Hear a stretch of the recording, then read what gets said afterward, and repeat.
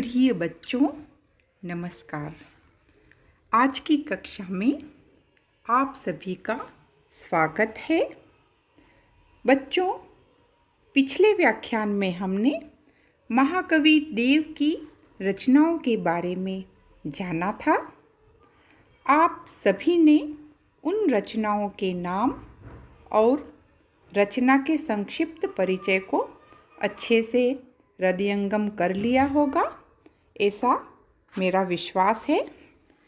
बच्चों, आज हम महाकवि देव की काव्य प्रवृत्तियों अर्थात विशेषताओं के बारे में विस्तार से अध्ययन करेंगे।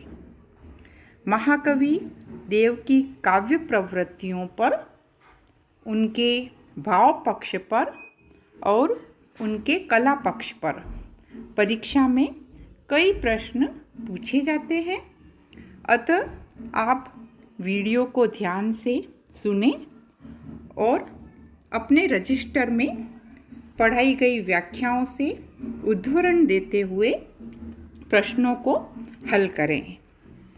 बच्चों, महाकवि देव के काव्य में रीतिकालीन काव्य की लगभग सभी विशेषताएं परिलक्षित होती है।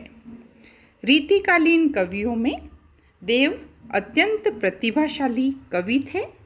यह तो मैं पूर्व में आपको बता ही चुकी हूँ कि उनका पूरा नाम देवदत्त था और वे रीतिकाल के रीतिबद्ध कवि हैं। देव स्वच्छंद प्रकृति के थे। उन्होंने अनेक आश्रयदाताओं को बदला, किंतु इन्हें सबसे अधिक संतुष्टि भोगीलाल के पास प्राप्त हुई, जहाँ इन्होंने रस कलश की रचना की। देव दरबारी अभिरुचि में बंधे हुए थे, अतः उनके काव्य में जीवन की विविधता का अभाव दिखाई देता है, किंतु उन्होंने प्रेम, सौंदर्य, भक्ति के कई सुंदर और सरस छंदों की रचना की है। देव के श्रृंगार की सबसे बड़ी विशेषता यह है कि उन्होंने श्रृंगार का रीतिकालीन परिपाटी के अनुसार तो चित्रण किया ही है, साथ ही उसमें श्रृंगार के उदात्त रूप के भी दर्शन हमें हो जाते हैं। बच्चों, देव काम, वासना और प्रेम भावना में अंतर मानते हैं। राधा कृष्ण का गहन प्रेम देव के काव्य का कथ्य रहा है। उन्होंने अपनी कविताओं में राधा कृष्ण के माध्यम से अपनी श्रृंगारिक भावनाएं भी अभिव्यक्त की है। उन्होंने अन्य रीतिकालीन कवियों के समान श्रृंगार के संयोग पक्ष के कई सरस छंद लिखे हैं। राधा की रूप माधुरी पर वे विशेष रूप से आकर्षित हुए हैं। उन्होंने राधा के प्रेम और सौंदर्य के कई इंद्रधनुषी चित्रों को अपने काव्य में उकेरा है। राधा का प्रेम, दाम्पत्य भाव और प्रेम की सात्विकता के कई दृश्य उनके काव्य में हमें मिल जाते हैं। वे कहते हैं, सब सुखदायक नाई का नायक जुगल अनूप, राधा हरि आधार जस दस सिंगार स्वरूप। राधा कृष्ण के दाम्पत्य प्रेम में श्रृंगार रस के कई सुंदर रूप, प्रेम की उत्पत्ति के कई रूप जैसे स्वप्न दर्शन, चित्र दर्शन, गुण कथन आदि उन्होंने उकेरे हैं।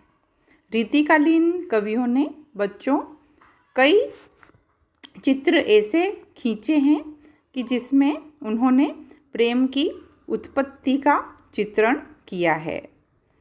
राधा कृष्ण के प्रेम से आपूरित देव के कई व्याख्यानों को हम पढ़ चुके हैं। आप उनमें से कई उद्धरणों को याद करके इसके उदाहरण के रूप में लिख सकते हैं। जैसे एक उदाहरण मैं यहाँ प्रस्तुत कर रही हूँ, जिसमें नायिका में गुण कथन के द्वारा प्रेमोत्पत्ति का होना बताया है। यह छंद आप व्याख्या के अंतर्गत पढ़ भी चुके हैं। देव ने लिखा है कि जब ते कुंवर कान रावरी कला निधान, कान परी बाके कहूँ सुजस कहानी सी, तब ही ते देव देखी देवतासी हंसती सी, खीजती सी रीजती सी, रूसती रिसानी सी, छोही सी छली सी, छोरी लीनी सी छकी सी छीन, जकी सी टकी सी लागी, थकी थक हानि सी, विधि सी बंधी सी, विष बूढ़ी सी विमोहित सी, बैठी वह बकती बिलोकती बिकाने सी। तो इस छंद में नायिका के जो विभिन्न अनुभव है, हाव भाव है, उनका बड़ा सुंदर चित्रण महाकवि देव ने किया है।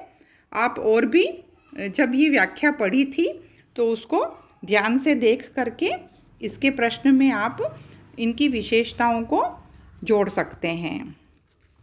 नायिका के अंग प्रत्यंग देह सौंदर्य के कई चित्र हम उनके काव्य में देख सकते हैं।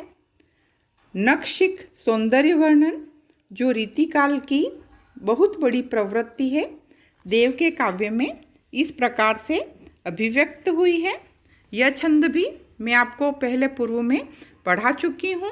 देव कहते हैं कि जगमगे जो वन जराऊ तरीवन कान, ओठन अनूठे रस हाँसी उमड़े परत, कंचुकी में कसे आवे उकसे उरोज, विधु बदन लीलार बड़े बार घुमड़े परत, घोरे मुख सेत सारी कंचन किनारीदार, देव मनी झुमका झुमकी झुमड़े परत, बड़े बड़े नैन कजरारे बड़े मोती नथ, बड़ी बरूनीन होड़ा होड़ी हुमड़े परत। तो इस छंद में नखशिख सौंदर्य को हम देख सकते हैं और अन्य छंद भी हैं जिन्हें आप चुन करके प्रश्न में जोड़ सकते हैं। देव का मन श्रृंगार में इतना अधिक रमा है कि इन्होंने श्रृंगार रस को रसराज घोषित किया है। वे कहते हैं कि भूली कहत नवरस कवि सकल मूल सिंगार। बच्चों, आज हमने देव के काव्य के श्रृंगार के संयोग पक्ष के बारे में अध्ययन किया। कल हम श्रृंगार के वियोग पक्ष की विशेषताओं के बारे में पढ़ेंगे। धन्यवाद।